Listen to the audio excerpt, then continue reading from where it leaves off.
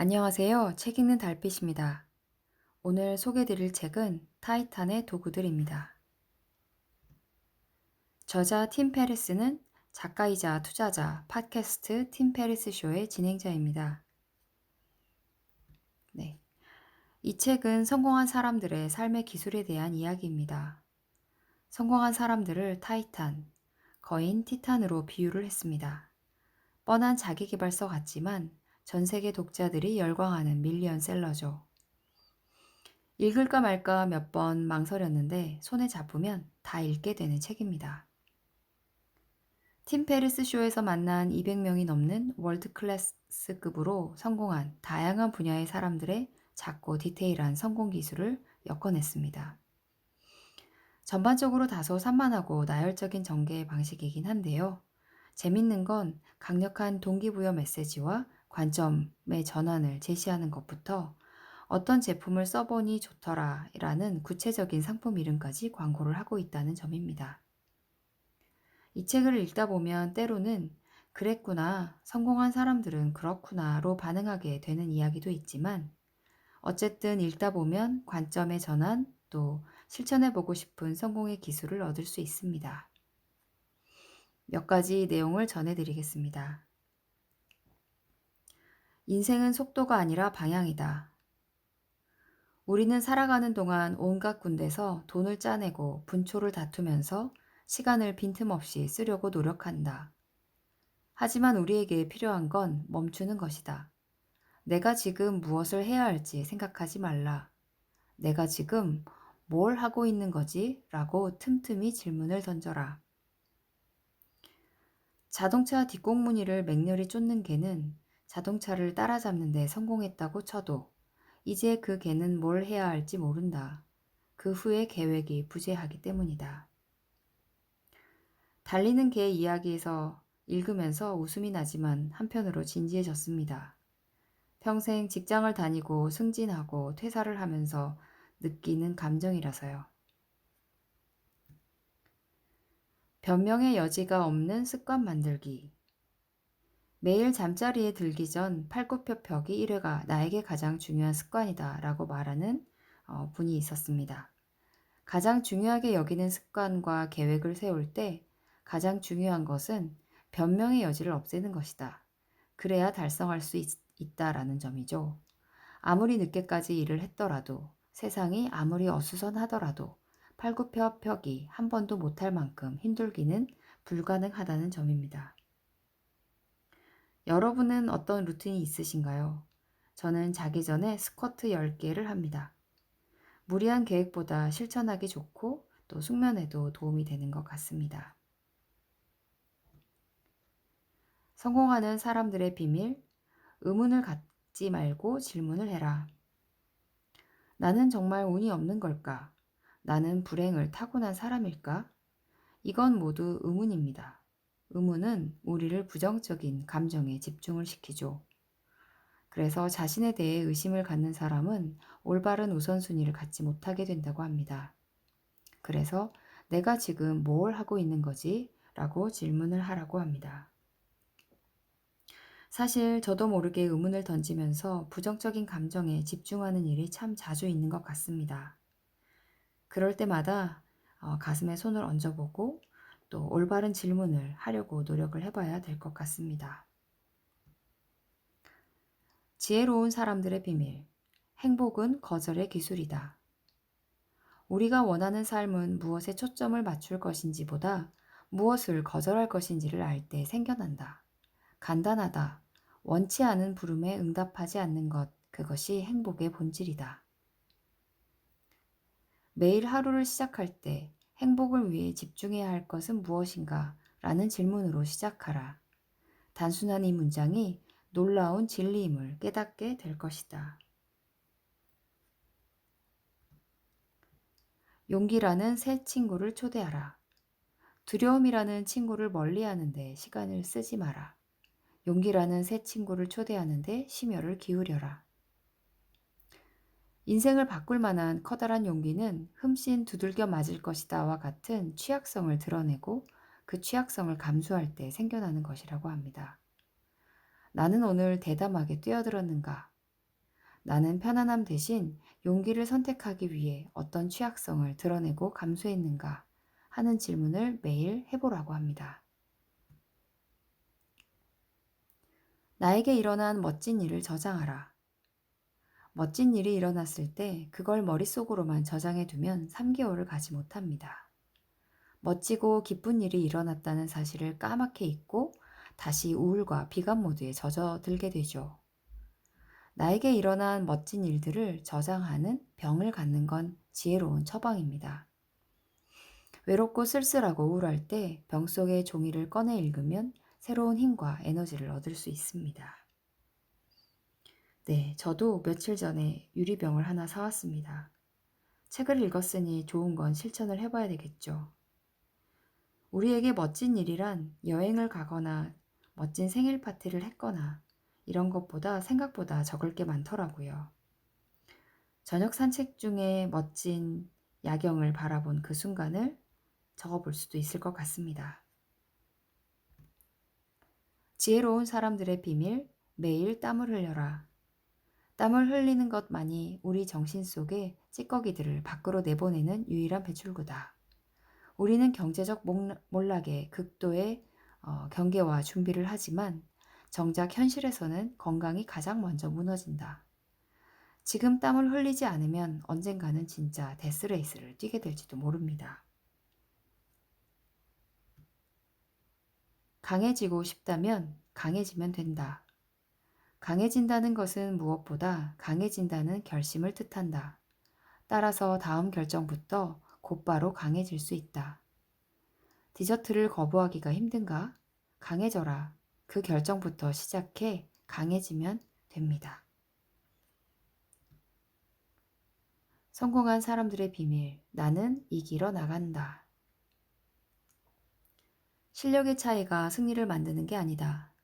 치열한 경쟁 사회에서 실력의 우열은 큰 의미가 없다.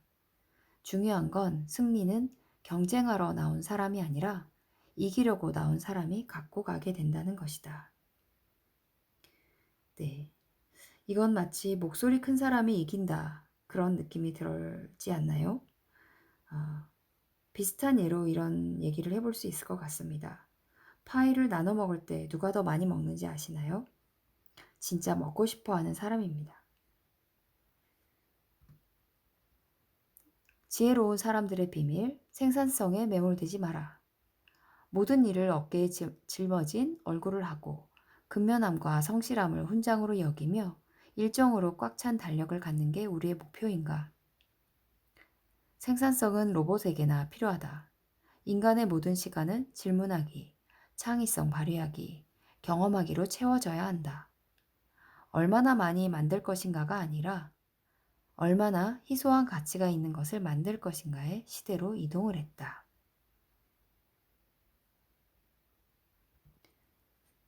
한 가지에 두세 시간을 집중하라. 그날 가장 중요하게 생각되는 일 한 가지에 두세 시간을 집중하면 썩 괜찮은 하루를 살게 되고 반드시 그날 한 가지의 성과는 남길 수 있습니다. 반대편을 연구하라. 당신의 생각과 정반대 방향에 있을 만한 사람을 찾아보라.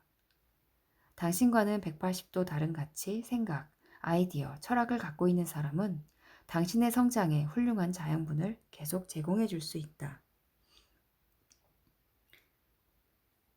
네, 이 부분은 가장 실천하기 어려운 부분인 것 같긴 합니다. 유유상종이고 또 그런 사람들끼리 모여 있을 때 마음이 편하기 때문에 반대편을 연구하고 반대편을 만나기가 쉽진 않은 것 같아요. 지혜로운 사람들의 비밀, 맞서 싸우려 하지 마라. 인간의 삶은 여인숙이다. 기쁨, 슬픔, 비열함, 어두운 생각, 수치스러움, 원한. 매일 아침 새로운 여행자가 찾아온다. 맞서 싸우지 않고 가슴을 열고 기꺼이 환대하라. 비로소 우리는 우리 자신과 가장 좋은 친구가 된다.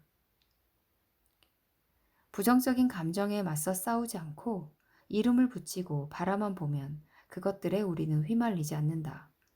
감정과 싸우는 것은 모래늪에서 허우적거릴수록 점점 더 깊이 발이 잠기는 것과 같다. 이름을 붙이고 알아차리고 바라보는 것, 그것이 최선의 공격이자 방어이다.